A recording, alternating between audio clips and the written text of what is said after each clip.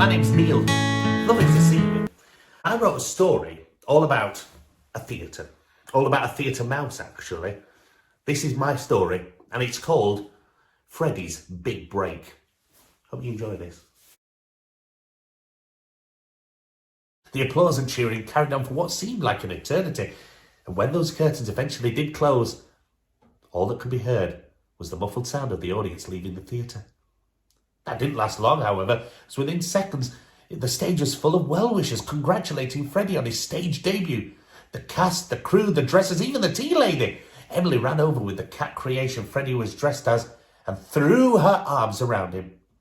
"You were amazing! I am so proud of you!" Everyone thanked Freddy for standing in for Sir Reginald, and slowly, one by one, they left their stage for their dressing rooms, or to tidy up for the next day's show. The last to leave was Douglas. "Well, buddy, you did it! Welcome to the crazy world of show business. You are a star." "Thank you, Douglas," an exhausted Freddy replied. I don't think I could have done it without you." But then Douglas asked the question that Freddy knew was coming. "Here, what happened to Reggie?" Freddy was just about to explain to the owl exactly what had happened when they were interrupted by a familiar voice. "He's here." It was Sir Reginald. They both turned to see the ginger tabby cat walking slowly over to the owl and the mouse. Sir Reginald was quiet, rather thoughtful looking, but staring straight into Freddy's eyes. The once timid little mouse broke the silence. "Sir Reginald, before you go off the handle, please—" "Quiet, mouse!" The angry-looking cat interrupted. "You stole my part. You walked on my stage. You could have ruined my production, ruined my reputation and the reputation of this theatre." "Please, Sir Reginald, I'm so sorry." "You're sorry," said the cat. "You're sorry?" Freddy was terrified. What was Sir Reginald going to do? "No, mouse." Suddenly, the fury in Sir Reginald's voice changed, and his demeanour softened as he smiled and said, "I'm sorry."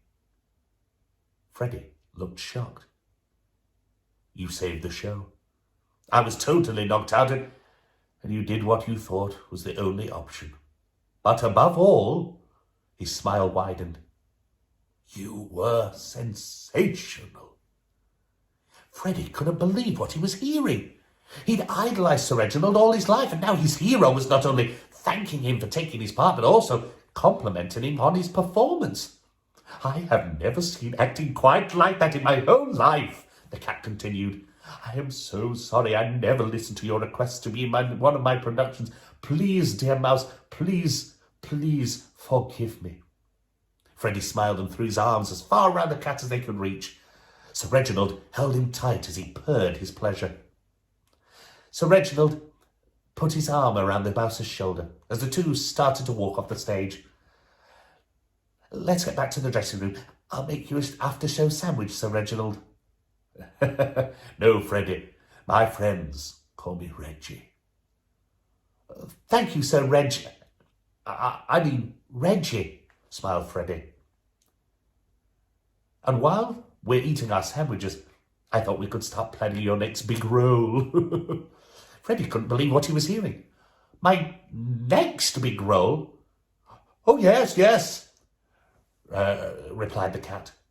"You're a star now, Freddy, old boy. Let's see where the wonderful world of theatre will take us next." And with that, the cat and mouse walked back to the dressing room as two new friends.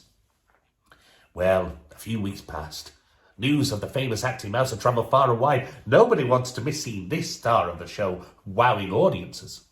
He really was the hottest ticket in town, but tonight was such a special night.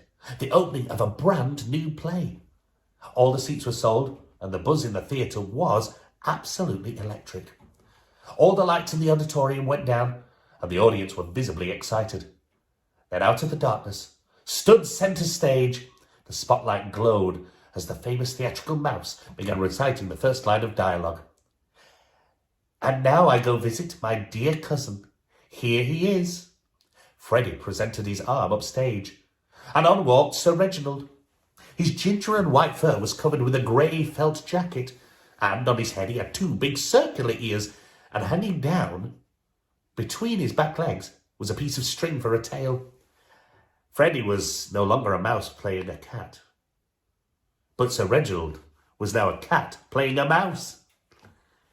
"Hello, cousin," said Sir Reginald in his best mouse voice. And that was the opening night of the biggest and most successful play in the theatre's history, The Town Mouse and the Country Mouse, starring Freddy the Mouse and Reg. It's Sir Reginald.